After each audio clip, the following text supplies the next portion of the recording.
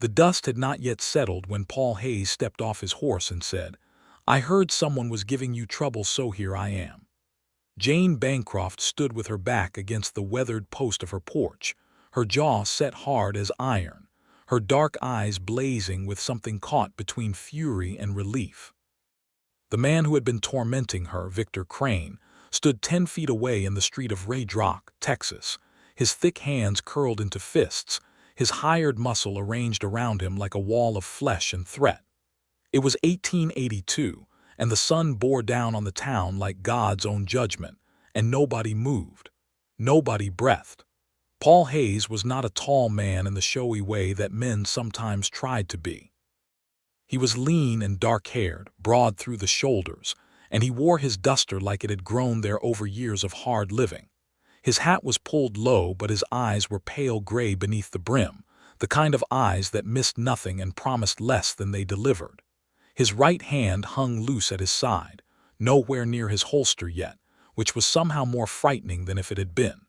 Victor Crane looked at him the way men look at things they cannot categorize. "Who in the devil are you?" "Nobody worth knowing," Paul said pleasantly, "but I am someone who tends to stay until a problem is resolved, and you look like a problem." Crane's 3 hired men shifted. One of them was called Dobbins, and he had a reputation from San Antonio that people whispered about in saloons. One of them was so large he blocked the light. The third was young and mean, and that was always the most dangerous combination. Paul did not look at any of them. He looked at Jane. "You all right, ma'am?" Jane's voice came out steady despite everything roiling beneath it. "I am still standing."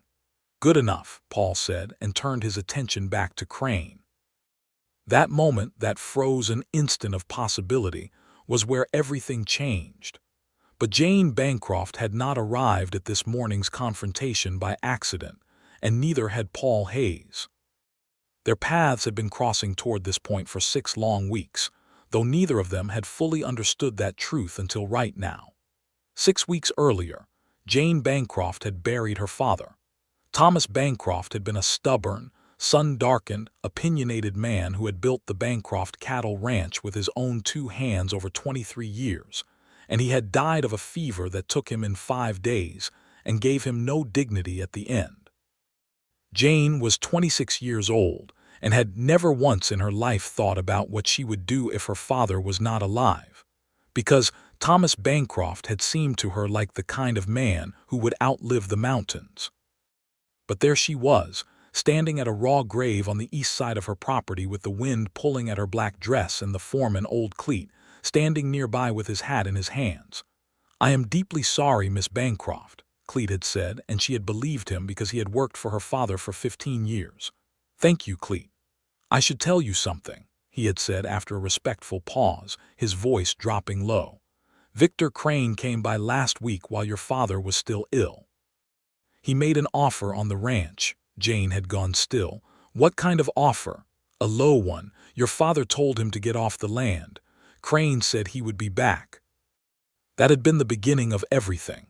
Victor Crane was what passed for a powerful man in Redrock County. He owned the grain mill, 3 properties on Main Street, and had enough money to buy the sheriff's cooperation without ever needing to put the agreement in writing.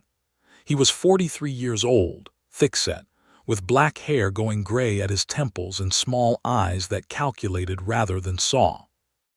He had wanted the Bancroft land because it sat beside the only reliable creek in that part of the county, and water in West Texas in 1882 was worth more than gold when the summer came in hard. Jane had refused his first written offer the day after her father's burial. She had refused his second offer a week later. By the 3rd week, he had stopped offering and started threatening. Small things at first: a fence cut, 2 horses spooked and scattered, a fire set in the corner of the south pasture that Cleet and 2 ranch hands managed to put out before it became catastrophic. Then came the visit from the county assessor, a weasel of a man named Pudley who appeared at her door with papers suggesting her property tax assessment had been revised upward substantially, which would have been ruinous. Jane had gone to the sheriff. Sheriff Borden had listened with great patience and told her he could not act on what could not be proven. She had gone to the territorial judge during his circuit visit. He had been kinder but equally useless. She had written 3 letters, one to her father's attorney in Austin, and received no reply yet, because correspondence moved at the speed of stage coaches and the territory was large. And so Jane Bancroft had been doing what she always did when the world pressed in on her from all sides. She had been managing. She had been enduring. She had been rising before dawn to check the perimeter of her land, keeping a rifle near the door, sleeping lightly, and refusing to show Victor Crane a single moment of weakness when their paths crossed in town. She had not written to anyone for help. She had not asked anyone for help, which made the arrival of Paul Hayes all the more perplexing.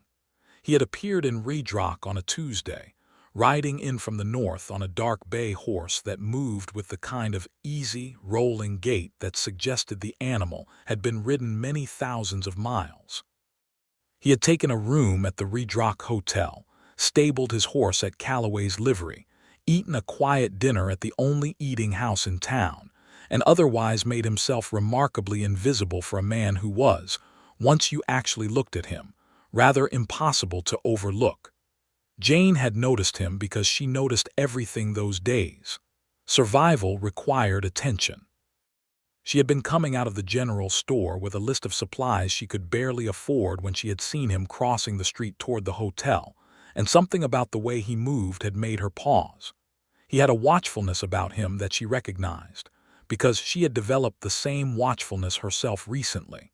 He was reading the town the way she read it, seeing its danger spots and its exits and its silences. He had not noticed her noticing him. But that evening, at the eating house, their eyes had met across the room, and there had been a moment so brief it might have been nothing. He had given a small, respectful nod, the kind that said he saw her without being intrusive about it. She had looked away first. The next morning she had asked Cleet, who knew everyone who passed through Redrock, whether he had heard anything about the stranger. Cleet had thought about it. "Name's Paul Hayes. I heard it from the livery man. He is from up north originally. Was a marshal up in the Panhandle for a few years. Before that, I do not know his history exactly, but they say he is skilled." "Skilled," Jane had repeated. "With conflict," Cleet had said carefully. "He resolves things."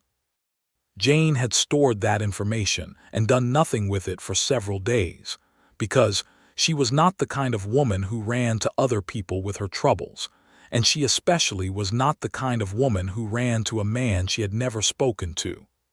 But then Victor Crane had crossed a line. He had come to the ranch himself, on a Wednesday afternoon, with Dobbins and the large man whose name turned out to be Gordo, and he had stood in her yard and told her, with that small-eyed smile of his, that he had purchased her debt from the bank in San Angelo.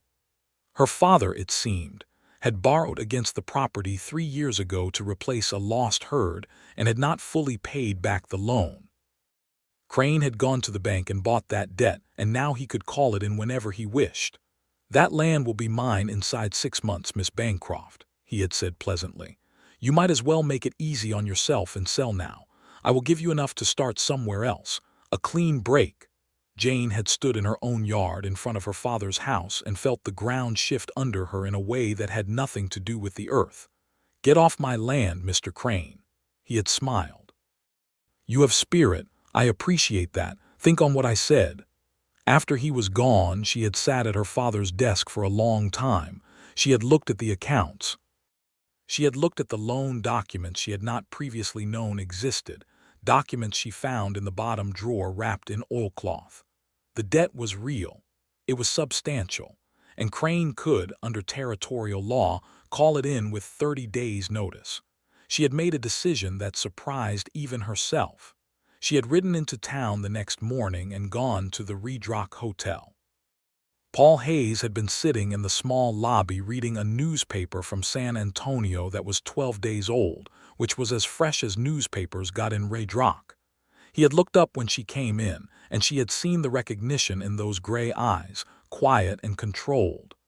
"Mr. Hayes," she had said, "I am Jane Bancroft." I own the cattle ranch 4 miles northeast of town. I have a situation that has become complicated, and I have been told you are a man who resolves complications." He had set the newspaper down slowly. He had not looked surprised to see her, and that itself had been interesting. "Who told you that?" "Cleet Harmon, my foreman," he heard from the livery man. "I see." He had considered her for a moment, not in the way that men sometimes looked at her, which she found irritating, but in the way of someone taking careful inventory of a situation. "Sit down, Miss Bancroft. Tell me about your situation." She had sat down across from him in the small lobby of that creaking hotel, and she had told him everything. Not in the helpless, frightened way that she feared it might come out, but in the clear, methodical way she told herself everything, beginning with her father's death and ending with Crane's revelation about the debt. She left out nothing relevant and added nothing that was not. When she finished, Paul Hayes was quiet for a long moment. "What exactly do you want me to do?" he asked. Not in a way that was evasive, but in a way that was precise. "I want him to stop. I want to keep my land. I want to find a way to manage the debt so he cannot use it as leverage." She paused. "I'm not asking you to shoot anyone." Something moved at the corner of his mouth, not quite a smile but adjacent to one. "That is generally not my preferred first approach." "What is your preferred first approach?" "Information," he said. "Understanding, finding what is hidden. In my experience, men like what you describe have vulnerabilities they protect carefully because they have built their power on things they do not want examined." Jane had looked at him for a moment. "You sound more like a detective than a gunslinger." "I have been both at different points," he said simply. "What specifically is Crane afraid of, do you know?" "I do not know. But I know he wants this land badly enough to break several laws to get it. Then the question is why? Water rights, the creek on my north boundary. Has he been buying other properties nearby?" Jane thought about it. "The Fielding place sold 6 months ago. Old Morris Fielding moved to El Paso. I assumed it was just age." "What is between the Fielding place and your ranch?" She thought about the landscape she had ridden her whole life. "The canyon road. If you controlled both properties, you would control access to the entire northern valley."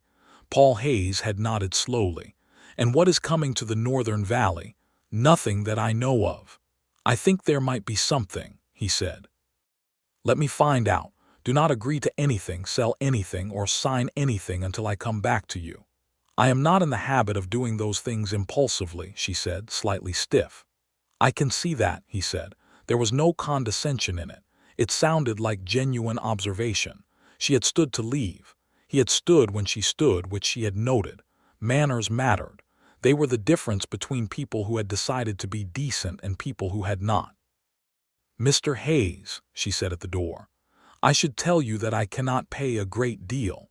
I have some money, but the ranch operations absorb most of it. Let us see what the situation requires," he had said, "before we discuss payment." She had ridden home with something unfamiliar sitting in her chest. Not quite hope, more like the feeling of having found a piece of solid ground in a field that had been mud for weeks. Paul Hayes began his investigation the next morning. He had not come to Redrock by accident, though he had not come specifically because of Jane Bancroft. He had come because a man in Amarillo named Callahan, who dealt in information the way other men dealt in cattle, had told him that the Denver and Rio Grande Western Railroad was quietly surveying a potential extension line into West Texas, and that the survey route ran through Redrock County.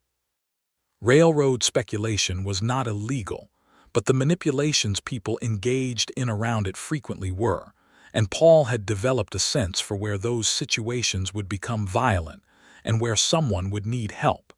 He had not known about Jane Bancroft before arriving.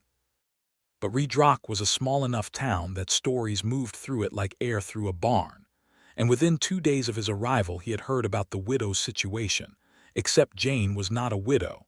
She was the unmarried daughter of the recently deceased Thomas Bancroft, which seemed to him both remarkable and irrelevant except that it explained why Crane was so bold. An unmarried woman alone was a softer target in the eyes of men like Crane. What Paul had not anticipated was the woman herself. He had expected someone frightened. He had expected desperation and the particular kind of pleading that made his chest tight. He had been doing this kind of work for 11 years, since he was 24 years old, and he had seen what fear did to people. Jane Bancroft was not afraid. Or rather, she was afraid in the way that intelligent people are afraid of real dangers, but she was managing it the way a good river manages its banks. It was there, moving, purposeful, but contained.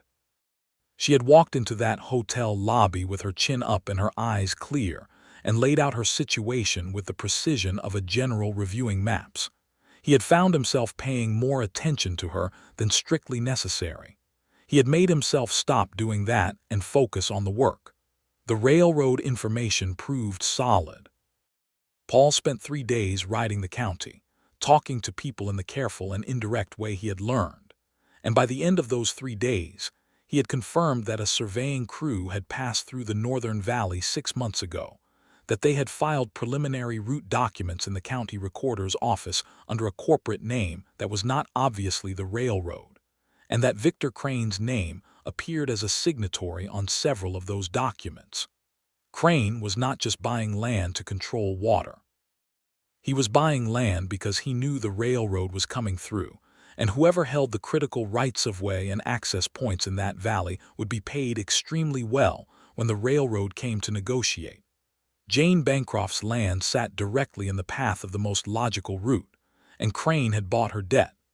Paul went to the county recorder's office himself and spent 2 hours with the documents, reading carefully.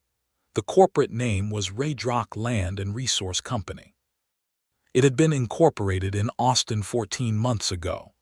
The incorporators, buried in the paperwork, included not just Crane but also Sheriff Borden and the county assessor, Pudley. That explained the sheriff's convenient inability to act. That explained the reassessed taxes. It was a trap, constructed with patience and legal paper, designed to squeeze Jane Bancroft off her land without ever needing to fire a gun. Paul sat with that knowledge for a long evening in his hotel room, feeling the familiar heaviness that came when he understood how completely someone had been surrounded. He went back to see Jane the following day. She met him at the porch of the ranch house, and he noticed she had a rifle leaning against the wall within reach. "Smart woman. Sit down," she said in her direct way, and gestured to the 2 chairs on the porch. She had made coffee, which she poured from a tin pot without asking whether he wanted it, which he found he did not mind. He told her everything he had found. He watched her face as he laid it out: the railroad, the land company, the sheriff's involvement, Pudley's corruption, the full shape of the trap. Her expression did not collapse into despair. It hardened the way iron hardens when it cools. "So Borden is in on it," she said. "He is a signatory on the land company documents. He has a financial interest. That explains a great deal." She wrapped her hands around her coffee cup. "What do we do?" He appreciated that she said we and not what do you do. "The debt is the most immediate problem. If I can get to the bank that originated the loan before Crane acts on it, there may be a way to refinance with a different institution and remove his leverage." Would any bank in San Angelo refinance for a woman holding a property under dispute? She had already thought of this. He was unsurprised. "Not in San Angelo, maybe. But I know a man in Austin who operates differently. He is not sentimental about gender. He is sentimental about profitable investments, and a ranch sitting on a future railroad right-of-way is an extremely profitable investment." Jane's eyes sharpened. "If we know the railroad is coming, the land's value is much higher than Crane is offering. Considerably higher, which is exactly why he wants it at the current assessed value. He is trying to get it from you cheap before the news becomes public." She set down her cup and stood and walked to the porch railing and looked out at her land. The late afternoon light made everything golden in that relentless Texas way, and Paul watched her from where he sat and felt something that he carefully did not name. "My father spent 23 years building this," she said quietly. "He came here with nothing. He built every fence post, dug the first well himself. He told me the land would look after us if we looked after it, She turned back. I am not selling. I know, Paul said. She looked at him for a moment. You said that as if you already knew it. I did already know it. How? Because you walked into that hotel lobby and the first thing you told me was what you wanted, not what you were afraid of. That tells me who someone is. The silence between them was comfortable in a way he had not expected, and that itself made him careful. He wrote to his contact in Austin that evening, a banker named Harrington whom he had done a service for 3 years prior, a service that had involved extracting Harrington's nephew from a very bad situation in El Paso. Harrington owed him a favor and was a man who paid his debts. He also wrote to a former colleague in the territorial marshal's office in Austin, a man named Sykes, explaining what he had found in the county records and laying out the case for official corruption. He sent both letters on the morning stage. Then he waited, and in that waiting, something unexpected happened. Jane had not asked him to keep coming to the ranch. But there were practical reasons to do so, reasons of surveillance and information sharing, reasons that he told himself were the only reasons. He rode out every second or third day. She was always working when he arrived, because she seemed constitutionally incapable of being still. He had found her mending fences with cleat. He had found her doctoring a horse with a stone bruise. He had found her going over the accounts at the kitchen table with an expression of fierce concentration, adding columns in pencil. She always made coffee when he arrived. He always sat down. They talked about the situation, about developments, about what information he had gathered in town. But the conversations had a way of moving sideways into other things. He had told her about his years as a marshal in the Panhandle, about the particular loneliness of that work, and the way it wore at a person over time. She had told him about growing up on the ranch with her father, about her mother who had died when Jane was 12, about how she had learned to rope and ride and shoot, because Thomas Bancroft did not believe in the division of education by gender. He taught me everything he knew, she said one afternoon, sitting on the porch steps while the evening came in slow and pink over the hills. Which was considerable. He was a difficult man in many ways, stubborn as anything. But he was never anything less than fair, and that is more than most people manage. He sounds like someone worth missing, Paul said. He is, she glanced at him. What about yours, your father? He was quiet for a moment. He left when I was 9. I do not know where he went. My mother raised my brother and me on a farm in Missouri. She was extraordinary. He paused. She died 8 years ago. My brother lives in Kansas City now, sells hardware. And you ended up here. I ended up here. Why did you become a marshal? He thought about it honestly, the way she seemed to require honesty by some gravity of her personality. Because I was good at reading danger and I wanted that to be useful rather than just a trait I lived with, and because the work felt like it mattered. Does it still feel that way? Not always. Sometimes it feels like sweeping back an ocean with a broom. He looked out at the darkening hills. But then sometimes something works out. Someone keeps what they should keep. That matters. She had looked at him in the long way she had, taking something in. Why did you really come to Redrock, Mr. Hayes? I asked around a little more. Nobody sent for you. You just appeared. He had considered telling her the partial truth, the railroad information, the general sense of where trouble was brewing. But Jane Bancroft had a way of making partial truths feel dishonest. I follow patterns, he said. Land speculation around railroad routes creates a particular pattern of injustice. I come to where I think that pattern is developing. And you try to stop it. I try to help the people it targets. She had been quiet for a moment. That is either very noble or very foolish. Possibly both, he said.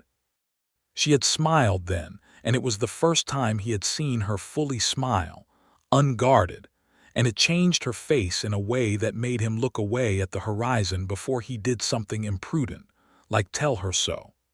He was 35 years old and he had been careful with himself for a long time. There were women over the years who had interested him, but the life he led was not the kind of life that was easy to invite another person into, and he had always known that. He moved. He resolved things and then moved on. That was the pattern of his existence. But he noticed, riding back toward Redrock that evening, that the hotel room felt smaller when he got back to it. He noticed that the morning felt longer until it was a reasonable hour to ride back out to the Bancroft ranch. He noticed these things with the same careful attention he gave to all information, and he filed them without acting on them. The response from Austin took 9 days. Harrington the banker wrote back to say he was interested and could offer refinancing terms that would remove Crane's leverage entirely, that he had in fact already heard about the railroad survey through his own channels, and that he would send a representative to Redrock within 2 weeks to complete the paperwork. He also noted, diplomatically, that the current assessed value of the property was almost certainly going to increase dramatically within the next year. The response from Sykes at the marshal's office took 11 days and was more cautious. He said he was looking into the matter and that Paul should document everything he could find. Paul brought Harrington's letter to Jane. She read it twice carefully and then set it down on the kitchen table. Her hands were steady. He would refinance based on the railroad survey value. He deals in information as much as capital. He knows the survey is real, and this removes Crane's ability to call in the debt. Completely. He cannot force a sale if he does not hold the debt. She pressed her fingers flat on the table for a moment. That is the first genuinely good news I have had in 6 weeks. It is not finished yet. We still need his representative here and we need the paperwork completed. I know, she looked up at him, but it is the first good news. She paused. Thank you, Paul.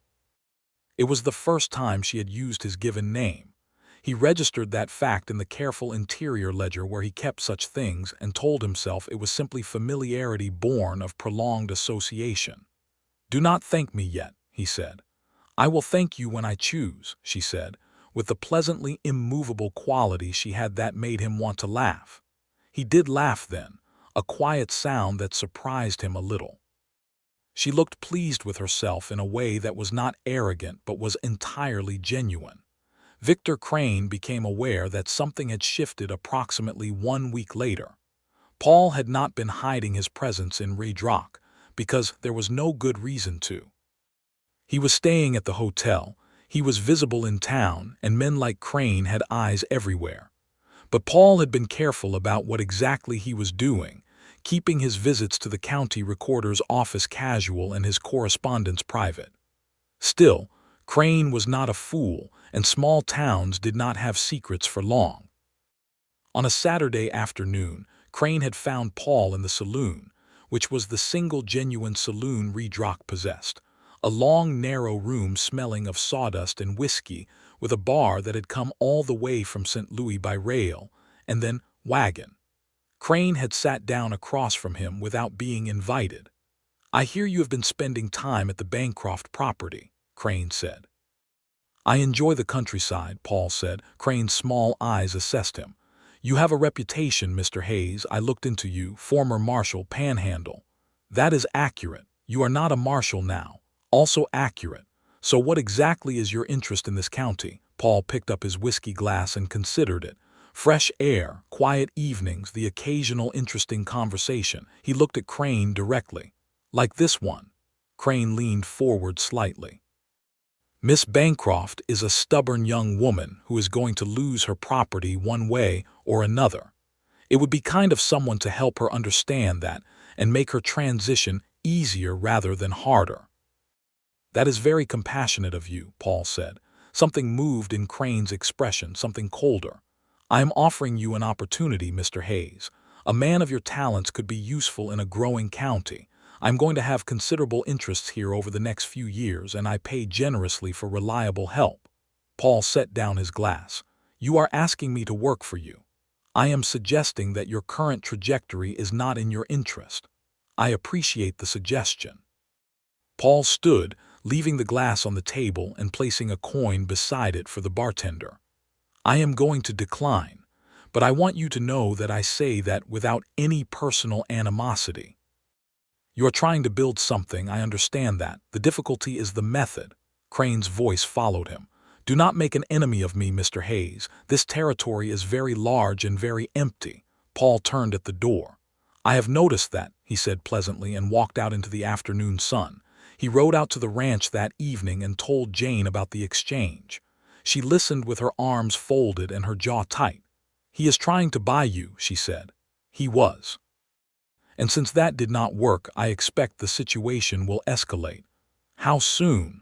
"I cannot say exactly, but I think he has a timeline related to the railroad. Once the railroad announces the route publicly, which I expect to happen before the end of the year, prices will increase dramatically and it will be much harder for him to acquire properties cheaply. He is working against his own clock." Jane unfolded her arms and went to the window, looking out at the property. The evening light was long and amber. "I want this finished," she said. "I am tired of being careful every minute. I am tired of sleeping with a rifle. I want to run my ranch." "I know," Paul said. He was sitting at the kitchen table, and he looked at her back and her shoulders and the particular rigid straightness she held herself with when she was controlling something that wanted to come out, and he felt, in the center of his chest, a pull so clean and strong it was almost physical. He looked down at the table. "It will be finished," he said. "The refinancing will close when Harrington's man arrives. Sykes is building a case. Crane's position is weaker than it looks." She turned from the window and looked at him, and her expression was not the controlled face she usually showed the world. There was something more exposed there, just for a moment. Exhaustion, and beneath it, a kind of gratitude that was not just about the legal situation, that was about having someone in the room who was on her side. "I am glad you came to Redrock," she said. The words landed somewhere in him that had not been landed in a long time. "So am I," he said, which was both the truest thing he had said in weeks and the most dangerous. Crane moved faster than Paul anticipated. He sent word via Cleet's nephew, who worked in town and heard things, that Crane had filed papers with the county court claiming accelerated recovery of the debt, based on what he characterized as deteriorating management of the collateral property. It was legally thin, probably too thin to hold, but it would take time in court to unravel, time during which Crane might be able to exert additional pressure. Paul went to the only lawyer in Redrock, a mild and nearsighted man named Aldridge, and engaged him to file a response in court. He also sent an urgent rider to Austin with a letter to Harrington asking whether his representative could arrive sooner. Meanwhile, Cleet came to the main house late one Tuesday evening with his hat in his hands and his face troubled. "Someone cut the fence on the north pasture," he said.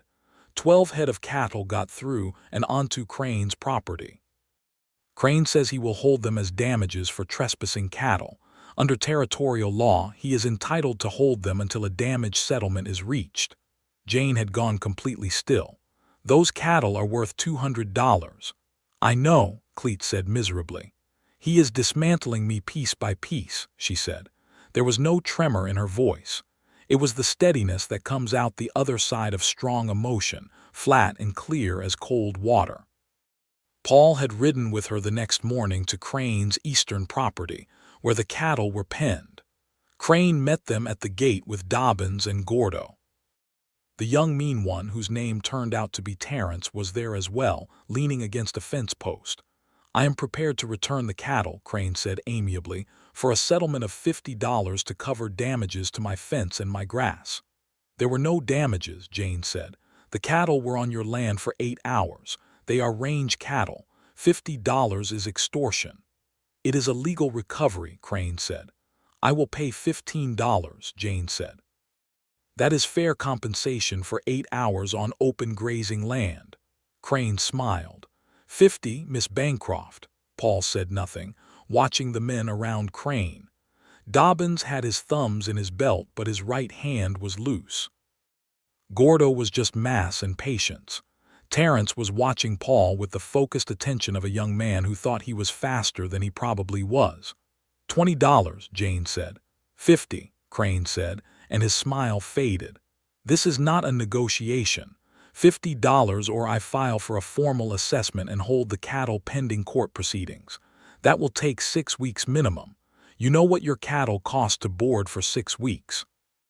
Jane reached into the interior pocket of her jacket and produced a small wallet and counted out $50 in notes and held them toward Crane without a word. Crane took the money with evident satisfaction. "Open the gate," Jane said. They drove the cattle home in silence, and it was only when they were back on Bancroft land and the hands were settling the animals that Jane turned to Paul and said very quietly, "I have just under $400 in operating capital left." Paul understood what that meant. Crane had not just taken $50. He had taken $50 at a moment when every dollar was a brick in a wall, and he would do it again. "How long until Harrington's man arrives?" Jane asked. "I sent for him to come sooner. Best estimate is 10 days. Can I hold 10 days? I believe so, but you should not go to town alone, and the north fence needs immediate repair so there is no repeat performance."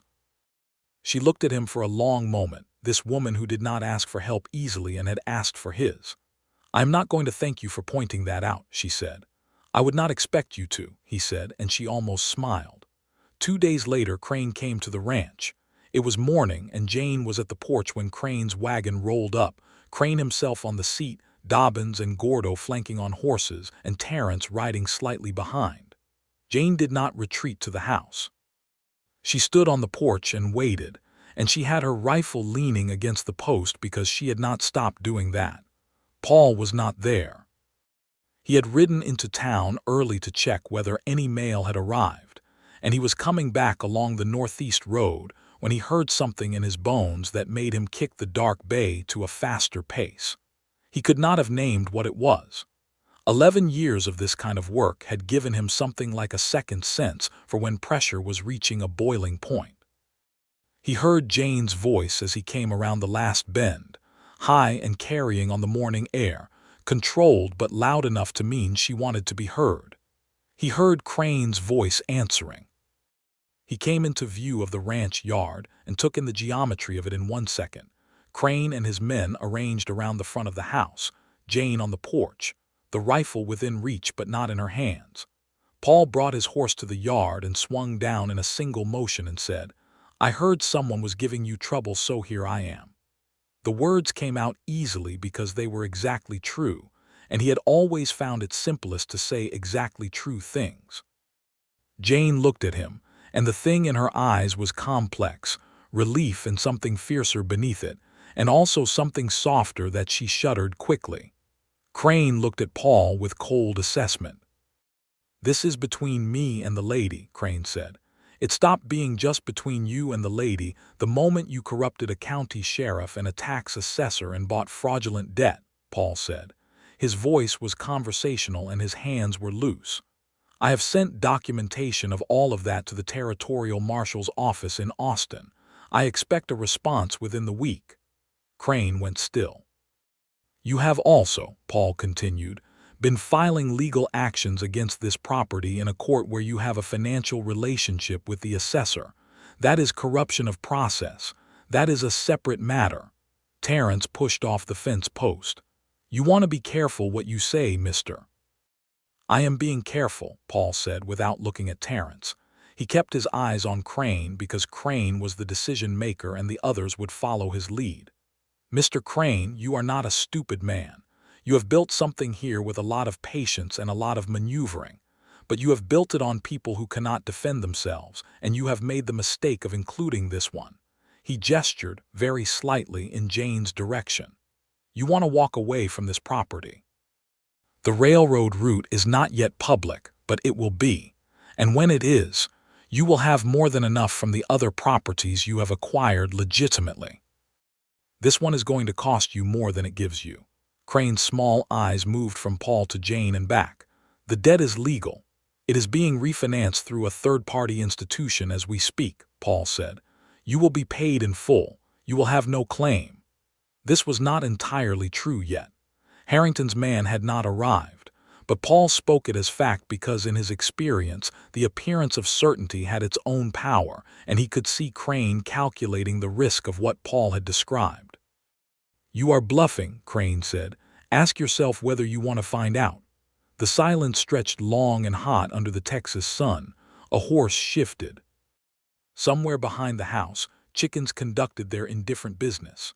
Jane had not moved on the porch. She had not reached for the rifle. She was standing with her hands at her sides and her chin level and her eyes on Crane, and Paul thought with a clarity that surprised him that she was the most formidable person he had encountered in 11 years of this work. Crane looked at his men and then back at Paul. Something behind his eyes made a calculation, slow and cold and pragmatic. "I am going to look very carefully at everything you have filed," Crane said, "and everything you have claimed. And if there are any inaccuracies, any at all, you will find that this county's legal system has a long memory."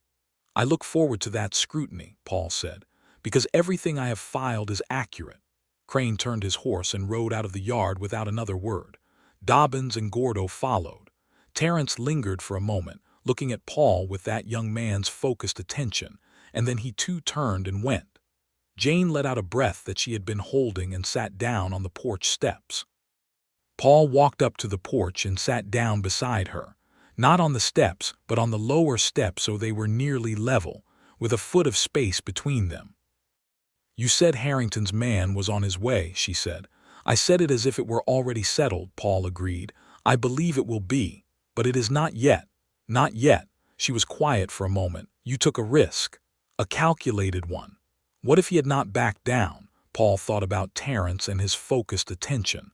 "Then the conversation would have become physical, which I would have preferred to avoid, but I was not unarmed about it." Jane looked at him sidelong, and he saw the thing in her eyes again that she was not quite hiding, and this time it was more than gratitude. It was something warmer, less filtered. Something that recognized him in a way he had not been recognized in a very long time. "You came back faster than expected this morning," she said. "You did not come back just to check the mail." "I did check the mail," he said, "and then you rode back much faster than you needed to." He was quiet for a moment. "I had a feeling." "A feeling," she repeated softly. "I have learned to trust that particular one." She was looking at the yard now, not at him, but the quality of her stillness was different from the controlled stillness she had when she was managing something. This was different. "I have been thinking," she said carefully, as if she was choosing each word from a long line of them, "that when this is over, when the refinancing is done and Crane is dealt with and I can actually breathe again, I do not know what you do next. You said you follow patterns to other places." "That has been the pattern, yes," he said. "Is it a pattern you want to continue?" He looked at the yard too, the scraggly mesquite along the fence line, the well in the middle, the barn with its good solid walls. The land that Thomas Bancroft had built from nothing, and that Jane Bancroft was holding onto with everything she had. "I have not wanted to examine that question too closely," he admitted. She turned and looked at him. "Why not?" He met her eyes, and whatever he had been keeping in the interior ledger, locked away, categorized as inadvisable, came very close to the surface. "Because I am sitting on your porch steps, Miss Bancroft, and I would prefer that I am not thinking about staying for the wrong reasons." The silence between them was different again. "What are the right reasons?" she asked quietly. He looked at her directly, those dark eyes of hers that missed nothing. "The right reasons," he said slowly, "are ones that have nothing to do with your land or your situation or the fact that you need help right now, because a man who shows up when someone is in trouble and develops feelings in that context cannot always know how much of it is the situation and how much is genuine." Jane was quiet for a moment. "You are remarkably careful. I have made mistakes by not being careful. And you are worried that when the trouble is over, the rest disappears." "Yes." She considered that. She pressed her lips together the way she did when she was thinking. "I have been thinking about you when you are not here," she said, in the direct way she had, with that specific kind of courage that came from someone who had decided honesty was worth the exposure. "Not about what you are doing for the ranch. About you. About the way you think and the way you say exactly what you mean and the way you look at me like you are taking me seriously, which is something that happens less often than it should." She paused. "I am 26 years old and I have been running this ranch and managing my father's business, and I have not had the time or the inclination to think much about this kind of thing in recent years. But I am thinking about it now." Paul looked at her, and he let himself look at her fully, not the careful sideways inventory he had been permitting himself but a direct, honest recognition. She was beautiful in a way that was inseparable from everything she was, the steadiness and the intelligence and the courage, all of it together. "The situation is not over," he said. "Harrington's man is not here yet. I know. I think I should wait until it is over before I say more about this." "That," she said, "is one of the more frustrating things you have said to me." "I know," he said, and he was not entirely successful at keeping the warmth out of his voice. She looked at him for another moment, and then looked away, and he thought he saw the edges of something in her expression that matched exactly what was in his chest. Harrington's representative arrived 11 days later. His name was Barrett, and he was a compact, efficient young man who wore city clothes and carried a leather case and was entirely unbothered by the dust of Redrock. He had brought the refinancing documents, reviewed by Harrington's attorneys, and after an afternoon with Jane and the nearsighted lawyer Aldridge, the papers were signed, and the Bancroft debt was transferred to Harrington's institution at terms that were considerably more favorable than the original loan. Victor Crane was paid off in full from the proceeds, exactly as Paul had promised. The letter informing him of this was delivered by the county deputy who was not on Crane's payroll, a young man named Flores who seemed relieved to be doing something that felt clean. 3 days after the refinancing closed, the letter from Sykes at the marshal's office arrived. It was not a small letter. Sykes had been thorough. He had found 2 other counties where Crane's methods had been used and where there was already a territorial case building. He had forwarded Paul's documentation to the relevant authorities in Austin. He informed Paul that a federal marshal would be arriving in Redrock County within the month to investigate Sheriff Borden and Pudley the assessor. Paul read the letter twice and then rode out to the ranch. Jane was working on the south fence when he arrived, genuinely working, a hammer in her hand and a line of new posts waiting. Cleet was with her, and he gave Paul a nod and found something to do in a different direction with the tact of a man who understood situations. Jane straightened when she saw Paul's face and let the hammer hang at her side. "What is it?" He handed her the letter. She read it standing in the afternoon sun with one hand shading her eyes, and he watched the tension in her shoulders change as she went from the first paragraph to the second, watched something shift in her posture that was less like a board under pressure and more like a bow when you release the string, a natural relaxation to a shape that had always been there, but was not visible under the weight. She lowered the letter and looked at the land around her, her land, and she did not say anything for a long moment. "It is done," she said finally. "Most of it. The federal investigation will take time, but your property is secure, your debt is managed, and Crane cannot touch you." She pressed the letter against her chest for a moment, a gesture so unguarded it seemed to surprise even her, and then she extended it back to Paul. Her eyes were bright, not with tears exactly, but with something that came from the same place tears come from. "My father would have been furious that it came to this," she said, "and very glad it turned out this way." "He built something worth protecting," Paul said, "and you protected it." "We protected it," she said. He held her gaze. "Yes." The evening stretched between them, full of something they had both been being careful about for 6 weeks. "The situation," Jane said deliberately, "is over." He understood what she meant. "It appears so." "Which means," she said with the direct courage that was entirely her own, "that you can say whatever else it was you wanted to say." He had rehearsed nothing. He never had. He said what was true. "I would like to stay in Redrock," he said. "I would like to stop following patterns to other counties and find out whether a different kind of life is possible for a person like me. And I would like to do those things near you, and eventually with you, if that is something you would consider. I am aware that is a great deal to say in a pasture, next to a fence that needs mending." Jane looked at him for a long moment. In her eyes was that recognition again, clear and complete, seeing him as he was without revision. "It is a great deal to say," she agreed, "but you have always said exactly what you mean, and I have come to rely on that to a considerable extent." "I tend toward honesty," he said. I noticed. She took a step toward him, the cautious, deliberate step of a person who has made a considered decision. I would very much consider it. He reached out and took her hand, the one that still held the hammer, and gently removed the hammer from her grip and set it against the fence post, and held her hand in both of his. Her hand was calloused and capable and warm. "Good," he said simply. She looked at their joined hands and then up at his face, and she said, "I should tell you that I am difficult to live with. I have opinions about everything, and I am not good at being managed." "I had noticed both of those things," he said. "I find them appealing rather than otherwise." "You say that now," she said, but she was smiling, fully, unguarded, the smile that changed her whole face. He laughed, and it was not the quiet, controlled sound from before. It was genuine and warm, and it startled him a little. "I suppose I will have to prove it over time," he said. "I suppose you will," she agreed. He lifted her hand and pressed his lips to her knuckles, a gesture that was formal and tender and entirely honest. And she let him, her eyes steady on his face.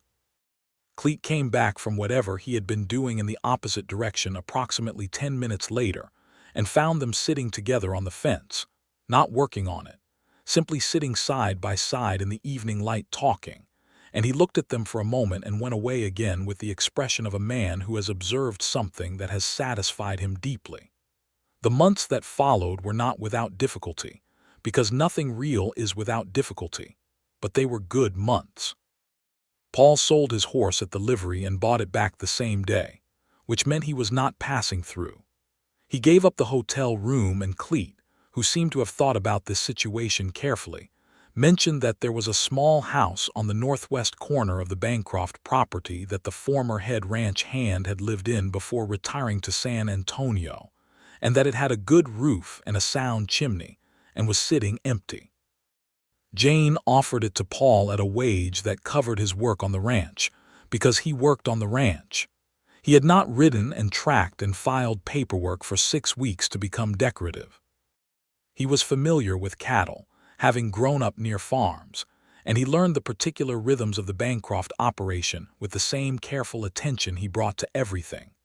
Cleet, who was initially reserved in the way of men who have served one family for a long time and assess newcomers critically, reached a private verdict about Paul Hayes within a month that was largely positive. "He works," Cleet told Jane, which from Cleet was a complete and sufficient statement of character. "I noticed," Jane said. "The federal marshal arrived in Redrock in late October, a serious and careful man named Ellison who spent 2 weeks in the county collecting testimony and reviewing documents. Sheriff Borden resigned before the formal charges were filed, which reduced the theatrics somewhat. Pudley, the assessor, was removed from office. Victor Crane hired attorneys from San Antonio and fought the corruption charges with the systematic patience of a man who had planned for this contingency. But the documentation was too complete, the pattern too clear, and in the spring of 1883, Crane pleaded to a reduced charge and paid substantial fines, and agreed to dissolve the Redrock Land and Resource Company and surrender the fraudulently acquired properties, including the fielding place, to a court-appointed receiver. It was not the most dramatic possible conclusion to his scheme. He did not end up in prison, though Paul thought he deserved it. He did end up broken, financially and in terms of his standing in the county, which in its way was a sufficient consequence for a man to whom reputation and wealth had been everything. Jane, who had a realistic rather than romantic relationship with justice, accepted the outcome with equanimity. "It is not perfect," she said. "It rarely is," Paul said, "but it is enough." She looked at him. "And I still have my land." "You do." She had smiled. "So do I know you well enough yet to confirm that my opinion about your staying is still correct." "What is your opinion?"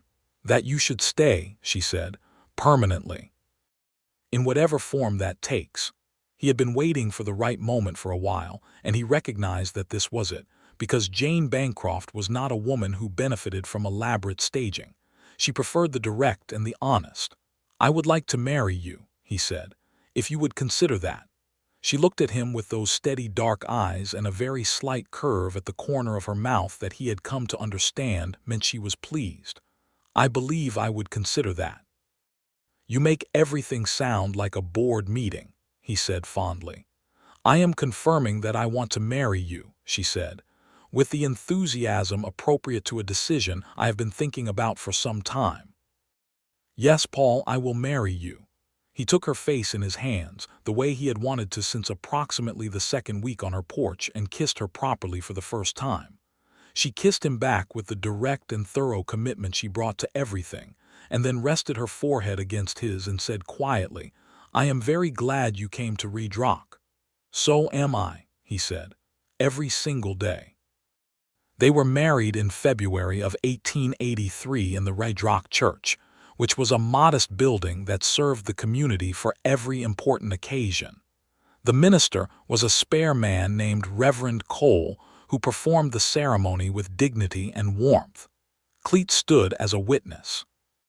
Barrett, Harrington's representative, had made an unexpected friend in Redrock, and had found reasons to return twice already, and he attended and shook Paul's hand afterward with genuine good feeling. Jane wore a dress she had made herself from blue fabric that Cleet had quietly ordered from San Angelo as a wedding gift, not telling her until it arrived. She had looked at the bolt of fabric and at Cleet and said nothing for a moment, and then had hugged him briefly, which was not something she did often and which caused Cleet to be very occupied with his hat brim. The ceremony was simple. The words were the old words, spoken clearly by two people who meant them. Jane and Paul returned to the ranch as husband and wife, and the ranch hand's cottage on the northwest corner was no longer where Paul lived. He moved his few possessions into the main house, which was large enough for a family, and which had Thomas Bancroft's presence in every beam and stone, and which Jane was slowly making her own by small adjustments that respected what had been while making room for what was coming. What was coming arrived in November of 1883. Jane told Paul on a quiet morning in October, standing in the kitchen with her coffee, in her direct way, "I believe we are going to have a child in the spring." Paul had set down his own coffee very carefully. He had not been a man who imagined this for himself, because he had spent 11 years moving and resolving things and being careful, and now here was something that could not be resolved or categorized, and that required a different kind of care entirely. He had walked around the table and held her, and she had let him, leaning into him briefly before straightening in her independent way but leaving her hand on his arm. "Are you afraid?" she asked him. "A little," he said honestly. "Are you?" "Very," she said, "but I was afraid of losing the ranch, and that worked out reasonably well." He had laughed into her hair. "That is either a very reassuring or a very unusual way to think about parenthood." "I am an unusual person," she said. "You are the best person I know," he said. In May of 1884, their son was born. He was a healthy, loud, emphatic child who arrived with the same decisive quality his mother had, and who regarded the world from his first moments with the careful gray eyes of his father. They named him Thomas, for Jane's father, with James as the middle name, for no one in particular but because it sounded solid and good. Thomas Hayes was the kind of infant who had opinions, which surprised no one who knew his parents. Cleet, who had no children of his own, became a figure in the child's life that did not have a formal name but was entirely clear in its function. He was present, reliable, and he taught Thomas to sit on a horse before the child could reliably walk on solid ground, which both Jane and Paul felt was probably appropriate for a child who would grow up on a cattle ranch. The railroad, when it came through the northern valley exactly as the survey had predicted. The Bancroft land sat on the right-of-way, and the negotiation that Jane conducted with the railroad's representatives in 1885 was described by Barrett, who had made himself genuinely useful to Harrington's Austin office and was present to advise, as the most efficient and favorable negotiation he had ever witnessed on behalf of a landholder. "She simply told them what she wanted," Barrett reported to Harrington afterward. "And then she waited. It was remarkable." The right-of-way fees, combined with the increasing value of the land and the successful cattle operation, meant that by 1886 the Bancroft Ranch was genuinely prosperous in a way that Thomas Bancroft had always worked toward and never quite achieved. Jane did not say much about this, but Paul saw something settle in her in that year that had not been settled before, something about the completion of her father's work, about a promise kept. He asked her about it one evening in the autumn of 1886, sitting on the porch after Thomas was in bed, the kind of evening that West Texas produced in October that was cool and clear and full of stars like split salt. "I was thinking about my father," she said, "about whether he would be satisfied. What do you think?" "I think he would find something to complain about," she said fondly. "He always did, but underneath that, yes, I think he would be satisfied. He would be proud of you," Paul said. She leaned against his shoulder, which she did more often now, this woman who had not been accustomed to leaning. He had learned that this was not weakness in her but something harder to achieve, trust. She had given him her trust in increments, each one deliberate, and he valued each one more than the one before. "He would have liked you," she said. "Eventually." He was suspicious of new people, but he valued honesty above everything. "He would have respected you." "I wish I could have met him." "Me too." She looked up at the stars. "But I think he knows it turned out well." Thomas Hayes, at 2 years old, was a busy, confident, occasionally exasperating person who got into everything and had his mother's relentless determination and his father's quiet watchfulness in alternating measures. He was, as Jane put it, a great deal to manage and an even greater deal to love.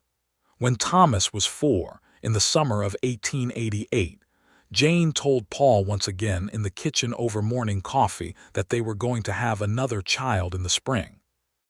Paul, who had been making biscuits because he had learned to make them after years of mornings and this was now his domestic contribution, set down the biscuit pan.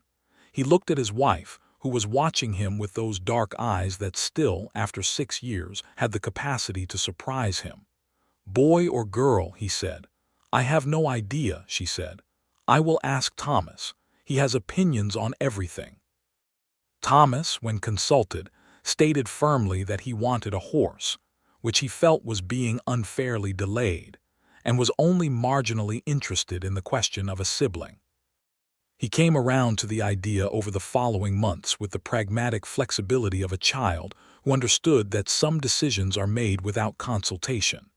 Their daughter arrived in April of 1889. Easy and fast and loud, a child with Jane's dark hair and a quality about her even in her first weeks that suggested she would not be making a lot of compromises with the world. They named her Clara.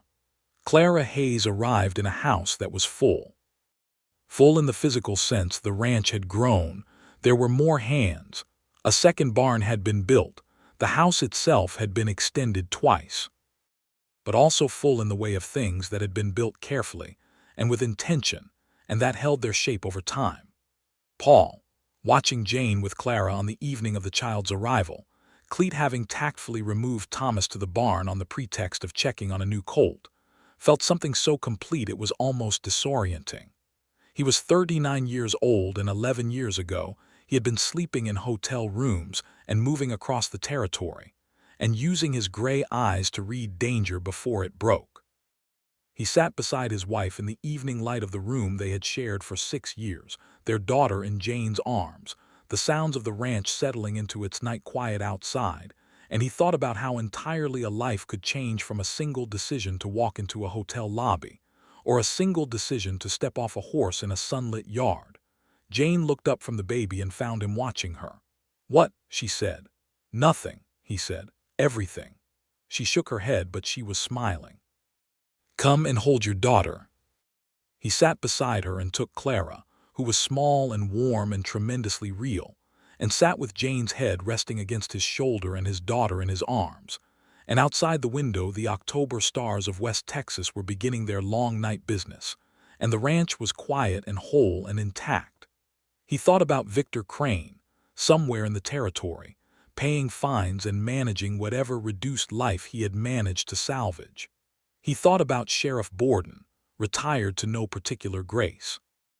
He thought about the long chain of decisions and letters, and days on a porch drinking coffee, each one a small hinge on which something larger turned. He thought about Redrock's main street in a dusty morning and the moment he had stepped off a horse and said, "I heard someone was giving you trouble, so here I am," and how he had said it with no particular plan beyond the next 5 minutes, and how it had turned out to be the truest thing he had ever said, because trouble was not what he had found. What he had found was Jane. "Paul," Jane said softly, because he had been quiet too long by her accounting. "I was thinking about the day I arrived," he said. She considered that, at the ranch, in the hotel lobby, when you walked in and sat down and told me your situation. "I was terrified," she said. "You did not look it." "I never look it," she said. "That is not the same thing." He pressed his lips to her hair. "I know. What were you thinking that day?" "I was thinking," he said honestly, "that you were the most formidable person I had met in a long time and that I needed to be extremely careful not to let that affect my judgment." She was quiet for a moment. "Did you manage it?" "For about 2 weeks," he said. She laughed genuinely, and the sound of it in the quiet house, with Clara and Thomas and the whole intact life around them, was the most beautiful thing Paul Hayes had heard in 39 years of listening carefully. 2 whole weeks, she said. "Very impressive." "I have always been disciplined," he said. "Insufferably so," she agreed fondly. Clara made a sound of mild complaint and they both looked at her, and she subsided, apparently satisfied with whatever she had needed to communicate. Thomas appeared in the doorway a moment later, Cleet behind him with the specific expression of a man who has given the agreed amount of time and no more. Thomas looked at his sister with the critical assessment of a 4-year-old appraising a new livestock acquisition. "She is small," he said. "You were small once," Jane said. Thomas appeared to find this implausible but chose not to argue it. He came to his mother's side and looked more carefully at Clara and said, with sudden and fierce decision, "She is mine too." "She is," Paul said. "Your sister. You will look after each other." Thomas nodded in the way of someone taking on a serious responsibility. He then turned and walked back to Cleet and said, "Can we go see the colt again?" And Cleet, whose capacity for patience was extensive, turned them both back toward the barn. Jane watched them go through the window, the old foreman and the small, determined boy, and she leaned into Paul's side and was quiet for a while with the particular piece of things that have come to rest. The years settled into themselves the way good years do, with their difficulties and their pleasures, their ordinary days and their uncommon ones. Thomas grew into a boy who was curious and capable, and who had his father's gift for reading situations, and his mother's refusal to be told what to think. Clara grew into a girl who knew exactly what she wanted and was systematic about acquiring it, which Paul found familiar in a way that made him frequently happy. The ranch grew. A third barn. A windmill to supplement the creek, 2 more ranch hands. The cattle operation became more sophisticated, as Jane attended to it with her relentless intelligence, diversifying into different breeds and negotiating contracts that other ranchers in the county did not think to pursue. Harrington's Bank, which now had a regional presence through Barrett's continued work in West Texas, remained a business partner and a point of connection that occasionally brought Barrett himself back to Redrock, a fact that eventually led to his courting and marrying the daughter of the Redrock minister, who had succeeded Reverend Cole, and setting up a life in the county that had been, in a sense, started by Jane Bancroft's determination not to be dispossessed. Cleet retired in 1892 with his health still largely intact, and was set up in the small house on the northwest corner of the property where Paul had once lived, and which had been kept in good repair, and was now offered to him not as charity, but as honest recognition of 15 years of faithful work. He accepted with the dignity of a man who knows the difference between a gift and what is owed.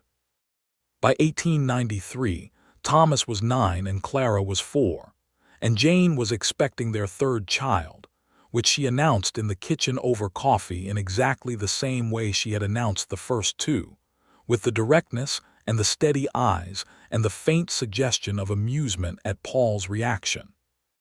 He was 44 by then, his hair going silver at the temples, his face more lined, the gray eyes unchanged. He still rose early and checked the property's perimeter, not from fear any longer but from habit and love of the quiet morning. He still noticed things, the patterns of weather and people and consequence that he had always noticed, but now those patterns were woven into the fabric of a single place rather than spread across 100 different counties. He had not resolved anyone else's trouble in 11 years. He had resolved his own, which had turned out to be a different and harder and more rewarding project entirely.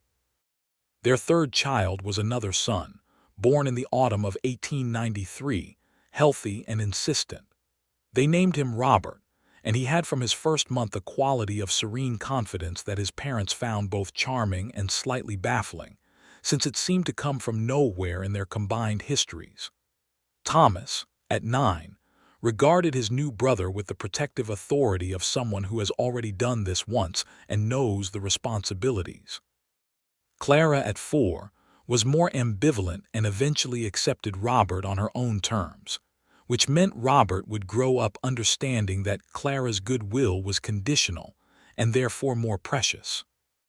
Jane, recovered from the birth and sitting in the autumn sun on the porch that had been extended twice since Paul first sat on its steps, held Robert and watched Thomas chase Clara around the yard in some game whose rules only they understood, and she felt the complete weight of everything that had been built. Paul sat beside her with his coffee, watching the same scene. "Do you think," she said, "that if you had come to Redrock and I had not been in trouble, we would have met anyway?" He thought about it seriously, the way she deserved. "Redrock is a small town," he said. "We would have been in the same eating house eventually. But you might have left." "I might have." He looked at her. "I am very glad for Victor Crane in exactly one respect." She raised an eyebrow. "If there had been no trouble," he said, "I would not have had a reason to stay long enough for you to decide I was worth your time." She considered this. "I think I would have found you interesting regardless." "That is very generous." "It is also true," she said. "You are not an easy person to overlook." "Neither are you," he said. "You have never been." She leaned against his shoulder, Clara's laughter flying across the yard, Thomas's voice calling something in mock authority, Robert breathing the small, even breath of infant contentment, the ranch around them going about its afternoon business. The sun was long and amber in the way it always was out here, in this particular corner of West Texas, on this particular land that had been built by one stubborn man and saved by a stubborn woman, and was now home to something neither of them had planned and both of them were certain of.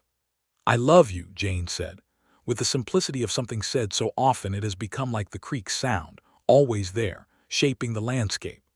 "I love you," Paul said, the same simplicity, the same absolute truth. He kissed her temple and she tilted her face up, and he kissed her properly, and Clara made a sound of extreme theatrical disgust at the game's edge, which both of them ignored. And Thomas seized the opportunity of Clara's distraction to tag her triumphantly and declare himself the winner, and Robert slept through all of it. The house stood on Thomas Bancroft's land, on Jane Bancroft's land, on Hayes' land now, 4 miles northeast of Redrock, Texas, in the latter years of the 19th century when the wild and open country was beginning to close its distances and become something more mapped and managed, something that would eventually be barely recognizable as the same place. But in the autumn of 1893, sitting on a porch in the long golden light, it was still exactly itself. The creek ran on the north boundary, the cattle moved in the south pasture, the windmill turned in the slow afternoon air, 2 children made noise in the yard, one slept in his mother's arms. And Paul Hayes, who had once ridden into 100 different counties and resolved 100 different troubles and slept in 100 different hotel rooms and never once felt the pull to stay, sat beside his wife in the last good light of the day and understood completely why a man might give up the whole moving world for this one still and certain place. He had come to Redrock because he followed patterns. He had stayed because he found something beyond patterns, something that did not move and did not need resolving, something that simply was, warm and enduring, as honest as the land it stood on. He had stepped off a horse and said he heard someone was giving trouble, and here he was. It had been entirely true. He had not yet known it was also the beginning of everything else. He knew it now. He knew it every morning and every evening, and in the ordinary middle of days that were full and difficult and completely, entirely his own. He knew it in the gray eyes his son had inherited, and in the formidable certainty his daughter had taken from her mother, and in the way Jane's hand found his in the dark when the night was quiet. He had been for 11 years a man who resolved things and moved on. He was, at 44, in the good long evening of the best years of his life, a man who had found the one thing that required no resolving, only tending, only staying, only this.